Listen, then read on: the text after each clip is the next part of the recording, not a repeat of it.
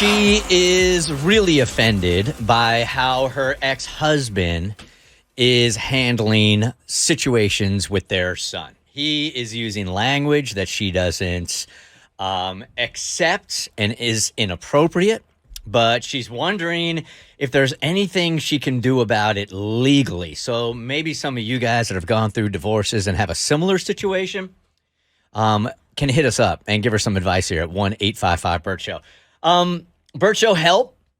My ex-husband and I share an 8-year-old son together. We split up when my son was 2. Let's just say that my ex and I come from very different backgrounds. He grew up in a very rural part of Tennessee. I have a tough time with that word. Me too. Rural. Rural. Is it rural? Rural. I thought it was rural. Okay. I might have just had a stroke. I'm not sure. I grew up in the city. Our political views were always pretty different. Let's just say he is socially much less sensitive than me. Inevitably, that certainly had something to do with our breaking up, but there were other issues too. But that's not important. What is important, she says, is that we have 50-50 coverage when it comes to our son.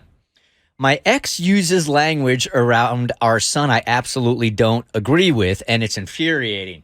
It's not just talking, I'm not just talking about cussing. He openly uses the N-word and uses the F-word, an insult to gay men, around my son, and these are in capital letters with periods, all the time. Oh, no. Wow. He uses derogatory words for other cultures, too. My son knows these are bad words and has never used them around me, but I hear the two of them throw these words around recklessly. My son is definitely getting mixed messages from the two of us. I've talked to my ex about it too many times. I've emailed and texted him about it so many times, he simply laughs it off. I think he thinks it's funny to see me so mad. Do you guys know if there's anything I can legally do about it? Has anybody else listening been in this situation? If so, how do I get it to stop? Thank you, Debbie. Anybody? I don't know legally if you can. I don't know legally if you can do anything either. I don't think you can. I don't think you Oh, can. I hate that for her, and This I is hate horrible. that for her son. Well, I mean, this kind of bigotry and racism, I'm not saying anything controversial here. This generation learns it from their parents, right? Yeah. So thank God he's got a role model that doesn't use these terms and is more sensitive, but this isn't shocking to me. Okay, so son is 8, so I feel old enough to have an open conversation with. So on my time in my home, I would sit my son down and explain why these words are bad, why these words hurt, why you should not use these words. And in the hopes that the next time his dad does, he tells his dad, Dad, don't use those words. Yeah, in this case, you want the child to be the role model for dad, right? Because I really don't think there's anything she can say or do. Hopefully, like if there is like a divorce attorney or a lawyer who can call up if there is, but the only solution I can see is sitting your child down and making sure you know that those words are not okay and they are not acceptable and they hurt.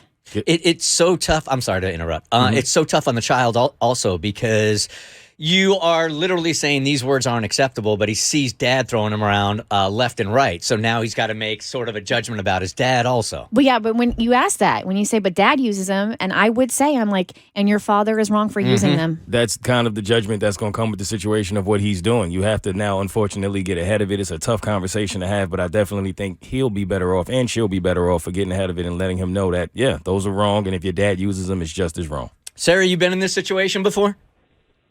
Hey, yes, I have. And I spoke to my divorce attorney, and they said really there's nothing you can do because it's just words, and we can't take it in front of a judge because judges have way more serious things to worry about, like physical abuse and drug abuse. And something like this doesn't matter. So what did you do? Since you couldn't go the legal route, how did you try to fix it? So my attorney did send a letter suggesting anger management, but that's about it. Yeah, that's all you can do, right? Legally, you can't do anything. Okay, I appreciate you calling. I'm sorry. That is super frustrating. One more call here. Hey, Meg, good morning. You were on the Bert Show. She's got an ex-husband throwing around the N-word and the F-word, which is the insult for gay people. And legally, she's like, is there anything I can do about it? What I did is I took it to the judge, and we did supervised visitation for a year, and he could only see my son once a month for from the time he was 6 years old until he was 18 years old. And that was just for the language he was using? There had to be other things. No, that was because he was derogatory towards all races and homophobia and everything else. Really? Wow. Okay, so just to make this really productive here, the first step that you took was you reached out to your attorney, and then your attorney takes him to court and says, "Look, we're going to have supervised visits now." Yeah. Okay. Wow. All right. Thank you. So it is possible. Yeah. And did that stop it? Yes, when he was doing supervised visitation. Okay, so we're not sure, but at least, okay, now he knows it's serious. All right. I appreciate you calling. Thank you. You're welcome. Ooh, that is tough. It's That so is tough. really tough. The Bert Show. Hey, do you like what you just watched? Because you can get more Bert Show for free. We drop new podcasts every weekday, and you can find us anywhere. Spotify, Apple, any place you get podcasts.